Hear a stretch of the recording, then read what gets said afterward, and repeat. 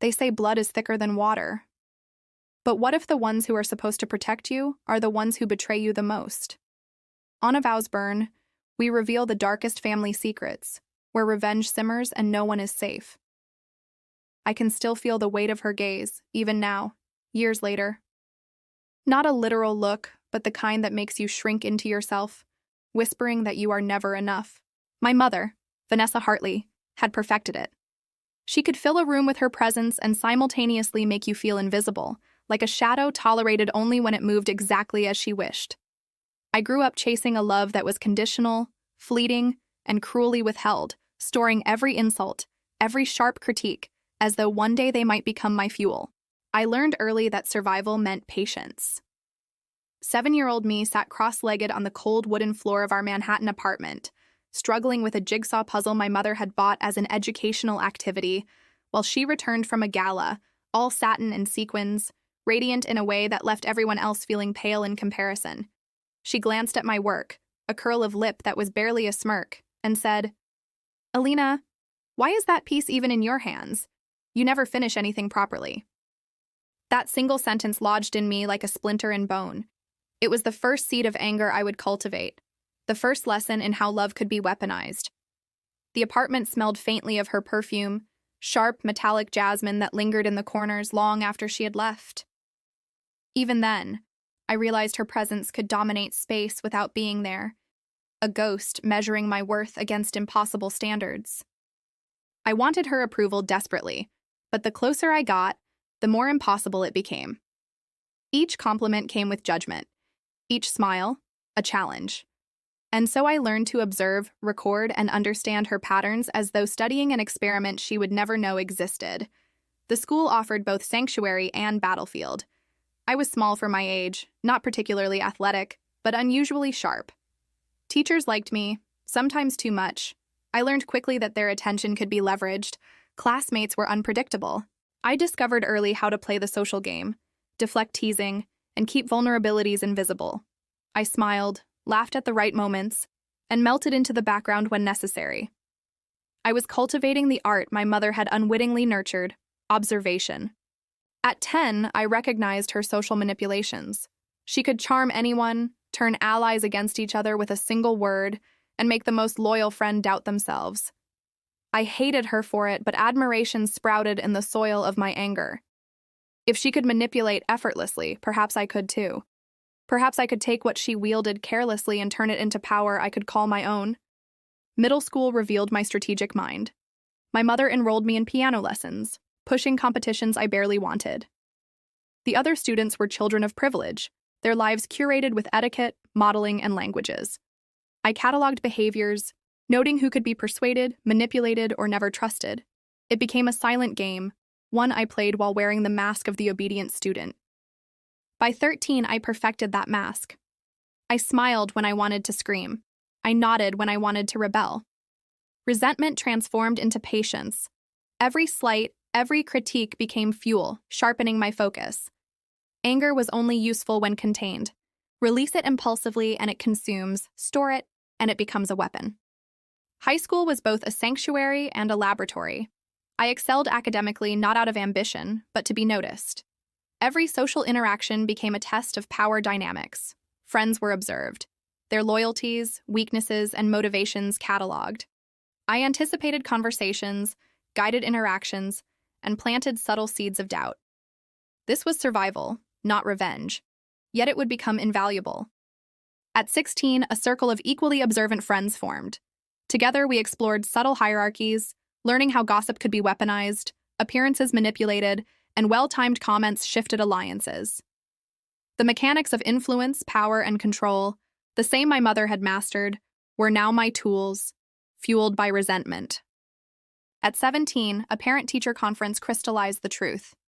She dismissed my achievements in front of my teachers. "She's bright, but prone to dramatics," she said, smiling at me as though I were a puzzle she hadn't solved. I felt humiliation, but also clarity. If she could belittle me with charm, I could belittle her with strategy. I cataloged every slight, every conversation, and every moment of control she exercised. Each became a blueprint for eventual liberation. Graduation brought two realizations. Her approval was unattainable, and the power to shape my world lay not in compliance but in calculation. I earned a prestigious scholarship through excellence, networking, and subtle persuasion. My mother praised my diligence, unaware it stemmed from strategy, not obedience. College was my laboratory. Away from her gaze, I tested my abilities, manipulating social groups, managing information, anticipating behavior. Cafes, classrooms, parties, all became arenas to catalog human nature. I discovered the thrill of invisible influence. By graduation, I had become formidable. The first real confrontation came innocuously. Lunch under the guise of reconciliation. Perfumed and rehearsed, she smiled and spoke words of pride. I nodded, absorbing every nuance. Pride was her mask. Approval was a tool I could wield in reverse. I began crafting my plan. I observed her alliances, confidence, and weaknesses, small workplace disruptions, subtle insinuations, misdirected communications. Tiny seeds of doubt were planted deliberately. At home, I resumed the role of the perfect daughter while the fire inside smoldered, growing stronger each day. Every humiliation, manipulation, and dismissal became fuel. I would strike, not with brute force, but with precision and patience. My mother's social empire, built on charm and fear, had cracks only I could exploit. The embers were ready to ignite. By the time I graduated from college, I had become a strategist, keenly aware of the world's subtleties and its vulnerabilities. My first finance job became a proving ground. Numbers and people could be analyzed, understood, and manipulated. A whispered suggestion here, a subtle report there, and I could shape outcomes without detection. Thrill, control, and invisibility intoxicated me. Freedom was not acting from fear or desire for approval. It was a strategy. Yet my mother loomed. Every social gathering, invitation, and Instagram post reminded me of her effortless influence. But she had no idea that I had become someone who could rival her at her own game. Patience was essential. I studied her social world meticulously. Manhattan's elite were predictable, fearful of scandal, craving status, addicted to validation. Charity events, gallery openings, cocktail receptions. I hovered, taking notes, discovering patterns. Allies overlooked, dismissed, or underestimated became instruments. I never forced action. Ambition did the work. Work mirrored this strategy. I positioned myself, leveraged weaknesses, and became indispensable. Every interaction, from casual coffee to boardroom presentation, was an opportunity to influence outcomes. Reliability and subtle brilliance masked ambition. Colleagues never suspected the calculating mind cataloging hierarchies and potential weapons. Psychological precision was my art. Expressions, gestures, and vocal inflections all revealed hidden motivations.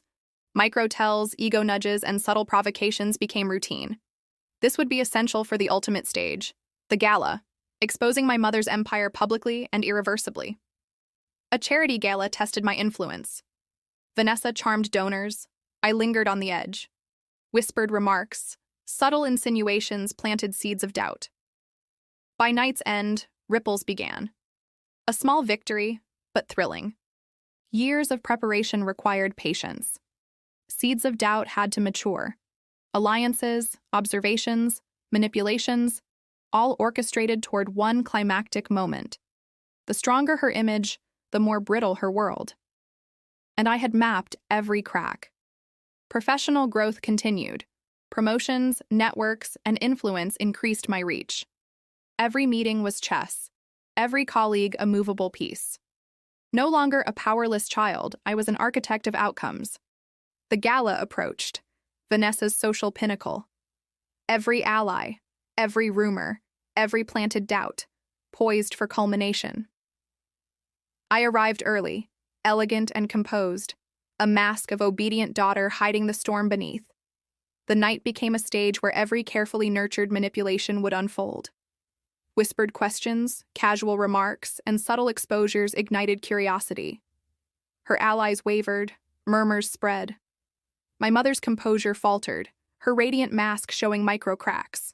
Each reaction, glance, and hesitation played into the web I had spun over the years. I approached her, polite and measured. "Alina, darling," she said, "you look wonderful tonight. I am so proud of you." I smiled, careful, soft. "Thank you, Mother, but pride is dangerous when misplaced." Confusion flashed, timing perfect. Every preparation converged, the room seemed to hold its breath. A key associate approached Vanessa with a subtle challenge to a claimed flawless decision. Hesitation, a flicker of doubt. Murmurs spread. The web tightened. I guided conversations, nudged truths, and encouraged private confessions. Eyes narrowed, whispers escalated. Her empire, built on charm and fear, began unraveling in real time. Finally, I delivered the decisive act. A document, innocuous in appearance, contained curated evidence of manipulations, betrayals, and ethical lapses. Distributed quietly, it shifted attention. Conversations erupted. Gasps and murmurs grew. The elite, previously enchanted, now scrutinized. Vanessa's influence evaporated. She looked at me. Recognition, fear, disbelief. No plea would sway me. I whispered, "All these years you counted on loyalty. Tonight, yours has run out." Pale, flustered, she could no longer mask her unraveling. Allies retreated, friends faltered, her untouchable aura shattered. I stood composed, victorious. Walking the Manhattan streets afterward, the city lights glittered like distant stars. Relief, power, and liberation are intertwined. The embers I had carried since childhood, the pain, the anger, the longing for approval, had transformed into a controlled inferno. From the ashes emerged clarity, strength, and freedom. Liberation was not destruction of another. It was reclamation of oneself. For the first time, the world acknowledged the woman I had always been. Unshackled, confident, and unstoppable, I stepped forward into my own life. And that's how a lifetime of pain turned into a plan for payback. Remember, sometimes the fiercest battles are fought at home, and revenge is the sweetest justice. If you love this story of betrayal and family drama, subscribe to a VowsBurn for more tales that cut deeper than blood.